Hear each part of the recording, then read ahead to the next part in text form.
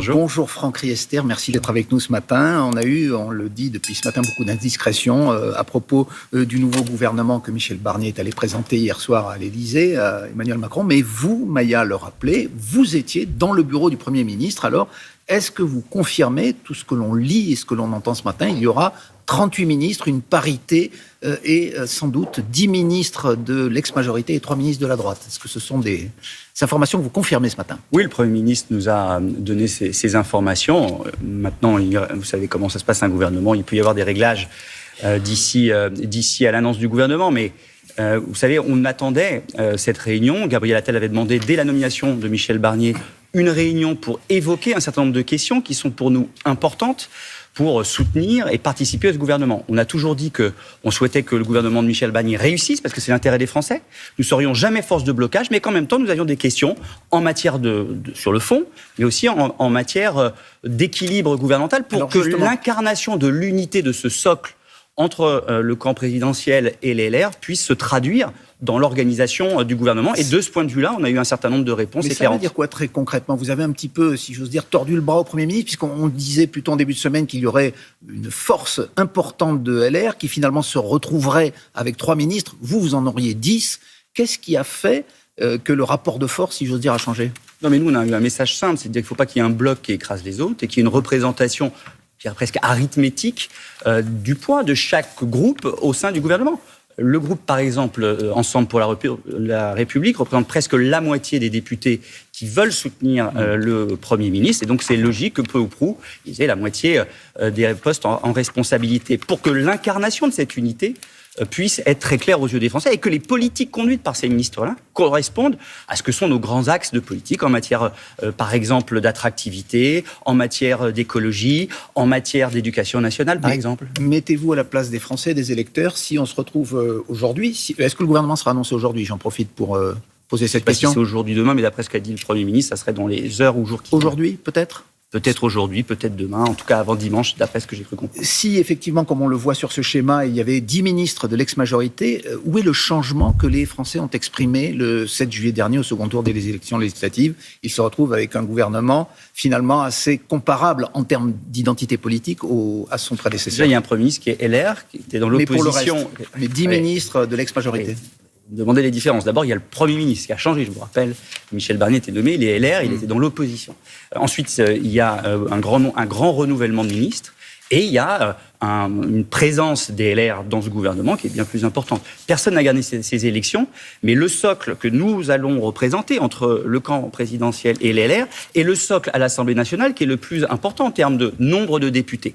Et donc, il doit refléter tant sur l'incarnation du gouvernement que dans les idées, ce rassemblement, cette unité et cette stabilité politique qui est attendue par les Français. Mais encore une fois, est-ce que c'est le socle, pour reprendre votre expression, qu'ont voulu les Français qui ont placé, par exemple, la coalition de gauche en tête de leur vote, même si ce n'est pas une majorité, et qui vont se retrouver avec un gouvernement finalement plus à droite que le précédent? Est-ce que c'est ce que les Français ont dit aux élections législatives, selon vous? D'abord, ce qui a été dit, les résultats des élections, c'est qu'il y a pas de bloc qui arrive en majorité absolue à l'Assemblée nationale, ni le Rassemblement national et son allié, ni le NFP, ni le camp présidentiel. Là, aujourd'hui, le Premier ministre devrait avoir le soutien d'un socle de groupes à l'Assemblée nationale qui représente le plus grand nombre de députés par rapport au NFP et par rapport au Rassemblement national. Voilà, c'est le ça. Le pays est plus à droite qu'avant, monsieur Riester, vous diriez? C'est ce que certains disent, et qui expliquerait la composition de ce gouvernement. Peut-être, mais en tout état de cause, ce gouvernement a la volonté d'abord de mettre en place de la stabilité pour répondre aux questions de nos compatriotes et d'aller vite sur un certain nombre de sujets qui sont prioritaires en matière de sécurité, en matière d'économie, en matière de pouvoir d'achat.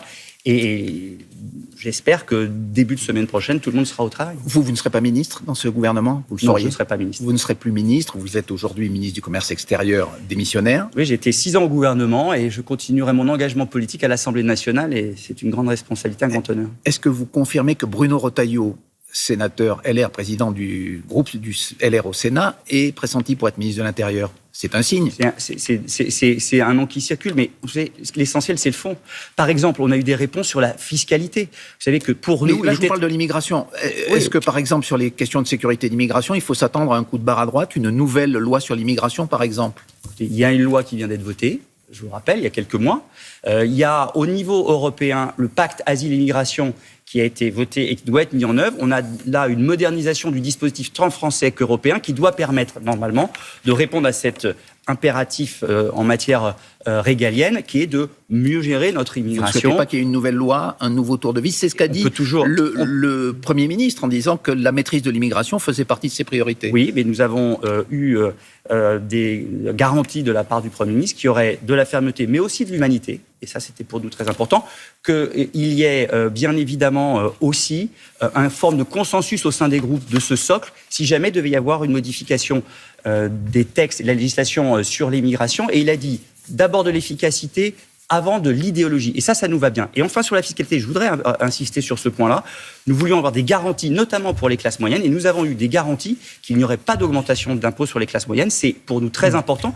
Et comme il souhaite faire de l'attractivité encore le cœur de sa politique économique, comme ça a été le cas depuis 7 ans. Et on sait bien que la fiscalité sur les entreprises est un des leviers de cette attractivité, de cette compétitivité. Nous sommes optimistes sur la fiscalité aussi des entreprises. La liste que Michel Barnier est allé présenter à Emmanuel Macron hier, est-ce qu'elle peut être, entre guillemets, retoquée? On a parlé par exemple d'une possible nomination de la sénatrice LR Laurence Garnier, qui avait eu des positions très conservatrices, notamment au moment de la constitutionnalisation de l'IVG. Elle avait voté contre.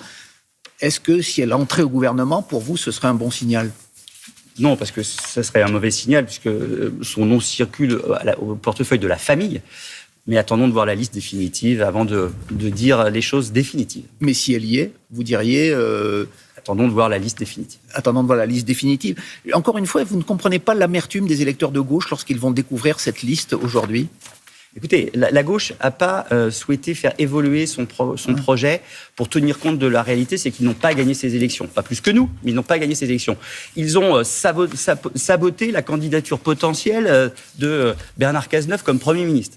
Donc, ils peuvent s'en prendre qu'à eux-mêmes. Aujourd'hui, il y a un socle qui se met en place autour du camp présidentiel et des LR, qui représente le plus grand nombre de députés par rapport au NFP et au Rassemblement national et son allié. Sous surveillance du Rassemblement national, c'est l'expression de Marine Le Pen. Pour répondre aux priorités de nos compatriotes. Et c'est ce que le gouvernement, fort du soutien des groupes de ce socle, 200 va députés, faire. Je le rappelle, quelle durée de vie aura ce... 220, plus de 220. Quelle durée de vie peut avoir ce gouvernement? On verra. Sous surveillance du RN, qui est mais ça sera la responsabilité de voter une censure le jour où il le décidera. Oui, bon, enfin, ils ne peuvent pas seuls, le Rassemblement national, faire tomber un gouvernement. Il faut qu'ils aient le soutien ou l'aide du NFP. Donc chacun sera devant ses responsabilités.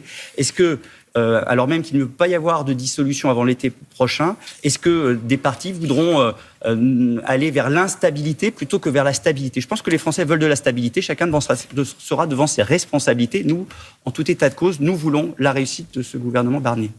Auquel vous ne participerez pas, vous nous l'avez révélé ce matin. Franck Riester, ministre démissionnaire donc de l'ex-gouvernement Attal, et on attend le nouveau, en principe, aujourd'hui. Peut-être. Aujourd'hui ou demain. Aujourd'hui ou demain. Ça sera au président de la République et au Premier ministre de décider. Merci beaucoup. Merci Suite de Télématin. Merci beaucoup. Dans les heures ou les jours qui viennent, Franck Riester qui se réjouit d'avoir obtenu des garanties de fermeté et d'humanité sur la question de l'immigration de la part du Premier ministre. Garantie aussi qu'il n'y aurait pas de hausse d'impôts pour les classes moyennes. Quant à la gauche, elle n'a qu'à s'en prendre qu'à elle-même après avoir saboté une candidature de Bernard Cazeneuve, estime-t-il. Voilà pour la politique. Merci Maya, merci beaucoup. Toute petite pause, micro-pause.